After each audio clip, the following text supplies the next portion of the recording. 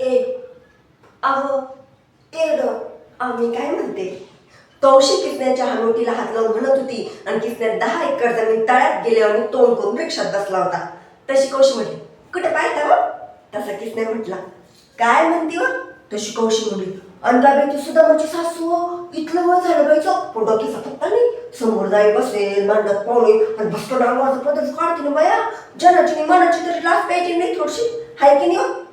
तसा किसने हळूच पण म्हटला, तुला मायवानीच हाय बा. तशी कौशी भस्कर रिक्षाला म्हटली, ए बाबा थांब, जाऊ जाऊ आपल्या मायाचीच नाव होते. कटाळायला नाही तुम्ही बी. आधी तुम्ही आपल्या मायाचं काय आणतो, एक तर बोलणं नाही बोललं तर भस्कर बोलतो, जाऊ तर तोंडाला इस्तू राहतो. आणि मी म्हणते आपलीत कितीच मार्काची आवडत होती तर चांगली पाहिजे असते ना. मी हाय म्हणून राहिले नाही तर धोतर राहिलं असतं तुमच्या अंगाला फिरल्या असते पिढी उद्याच्या त्याच्या दारी. तसा रिक्षाला मध्येच म्हटला, ए काकू कशाला भांडती. तशी कौशी भस्कंताच्या अंगावर धावली म्हटली, ऐ काकू काकू कोणाला म्हणतो. मैके दात पडले का केसा डोळे झाले. सुंबार ना सुंबार उचलली चिटकी लावली टाळूला. तसा रिक्षाला म्हटला, ए काकू नाही तर मग काय ऐश्वर्या समजते स्वतःला. चम्माला सूर जळाला पण पीळ नाही गेला. असं म्हटलं कौशीनं दंदन पाया पडले आणि किसण्याचा दंड धरून त्याला रिक्षा बाहेर ओढलं आणि रिक्षाला म्हटली, उचल रिक्षा आणि घाल तुपल्या गोदड अशा 56 पायले मिळाली. हा तसा रिक्षाला आव असून तिच्या तोंडाकडे पाहू लागला. तशी कौशी चौकातूनच म्हटली, मग आपल्या होबाडाकडे काय पोरायला मेला चांगल्या चुंगल्या तळण्यात बहिला काकू म्हणतो मेला. अरे घासले टाकू टाकू चालवतो आणि शांत असं मारतो जसा स्कॉर्पिओ चालू राहिला. अरे मेल्या रिक्षा हॉटेल माणसं भेटायची नाही तुला. आता इथं थांबण्यात ती अर्थ नाही हे रिक्षावाल्याच्या लक्षात आलं होतं. तो बडबड करून निघून गेला होता. तसा किसने कौशीला म्हटला, का मुंबईपासून आता किती लोकांना भांडली होतो. तो तोंड जर कमाडकेचा असता ना तर दाण्यात बदलायला लागलं असतं. तशी कौशी डोळे वाटून त्याला म्हटली, तुम्ही फक्त घरी चला मग दावते तुम्हाला. आता दुसरी रिक्षा आली होती. किसण्यानं हात दिल्याबरोबर रिक्षा थांबली. बसताना कौशी अगोदरच्या रिक्षाला शिव्या देतच होती. जवळ मेल्याचा तो माणूस पाहावं वय पाहावं ते काही नाही असं आपलं तिचं सुरूच. आई निश्चित बसल्यावर कौशी किसण्याला समजून सांगू लागली, आणि काही कर बाय ना आपल्या म्हातारीच्या नावानं समाधी बांधायपुरती जमीन घ्याच बाय ना आपल्याला. तसा किसण्या म्हटलं, आहो पण आपल्या मोठ्या भाभीचं दुखतं म्हणून मला सबूत उलटत नाही.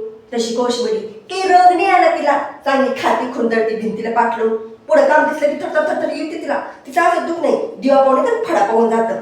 मागच्या वेळेला वाटणीचं म्हटलं होतं तर त्या हिवाल चलवा दिला ते काही नाही. आता घरी गेला गेला गावातल्या 4 शाळेत सुटते लोक जमा करा आणि आपल्या म्हातारीच्या नावानं समाधी बांधस का तेव्हा तुम्हाला कुठे मुंबईला काम सुचल. आता एसटी आई गावात आली होती. म्हातारीला मरून महिना झाला होता. आता आपण समाधी बांधल्याशिवाय जायचं नाही असं पक्क ठरवून किसण्यानं गाव वाटलं होतं. दुसऱ्या दिवशी दिवस निघल्या किसण्यानं गावातल्या काही जातीपातीचे आणखी ओळखी पाळखीचे लोक जमा केले होते. सगळं घोळका जमा झाल्यावर किसण्यानं मोठ्या भावाच्या दरवाजावर थाप मारली.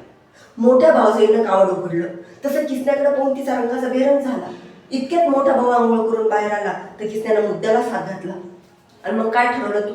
म्हातारीची समाधी बांधण्यापुरती जमीन दे म्हटलं मला. तसा मोठा भाऊ म्हणला, तुला बापाची ठेवाय करते आणि असं मागू लागला जशी तुला ती सारखी मायच होती. तसं किसने म्हटलं, मनीच्या कशाला उभार लागून लागला. अरे तीनच याची माय होती पण खाटल्यावर जीव गेला तो कोण नव्हतं पाहिला. आज वाटल्या करूनच टाकायच्या व्हायला का मग भांडणं. किसण्याचा पारा चढला होता. हळूहळू गावातले लोक जमा झाले होते. शेवटी गावातल्या 5 लोकांना मदत पडून किसण्याला त्याची सावतर मायची समाधी बांधायला 1/2 एकर जमीन दिली होती.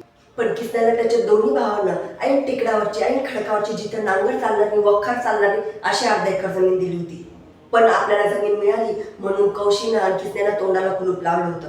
आणि महिन्याभरात कौशीनं आणि किसण्यानं समाधी बांधली होती आणि त्याच्यावर फूल अगरबत्ती ठेवून रोज सकाळ संध्याकाळ फुल अर्चा करणं सुरू होती. पुढे पावसाचे दिवस तोंडावर होते म्हणून कौशीनं आणि किसण्यानं मुंबईला आपल्या जुन्या कामावर धाव घेतली होती.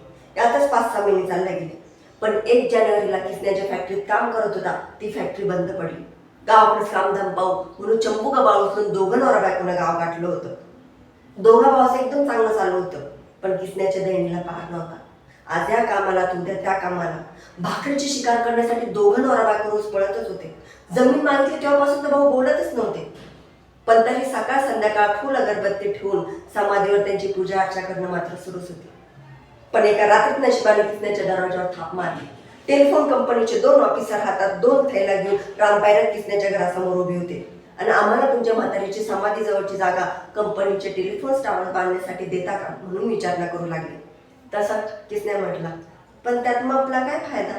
तसे अधिकारी त्याला समजावून सांगू लागले, एका टॉवरचे 5,500 रुपये, दुसऱ्या टॉवरचे 5,500 रुपये आणि किसने आमच्याकडे कामाला त्याचे 4,000 रुपये, असे एकूण आम्ही तुम्हाला 15,000 रुपये देऊ. आता हे सगळं काही म्हातारीनं केलेल्या सेवेचं फळ आहे असं समजून किसने आता बगड्यावाने कपडे घालून गावभर मिरवत होता. आता सगळं कसं आलबेल आहे. कौशीच्या अंगावर आता भरभरून दागिने दिसतात. समाधी आता संगमरुळी झाली, पण त्यावर फूल आणि अगरबत्ती आता कधीतरी दिसते. धन्यवाद.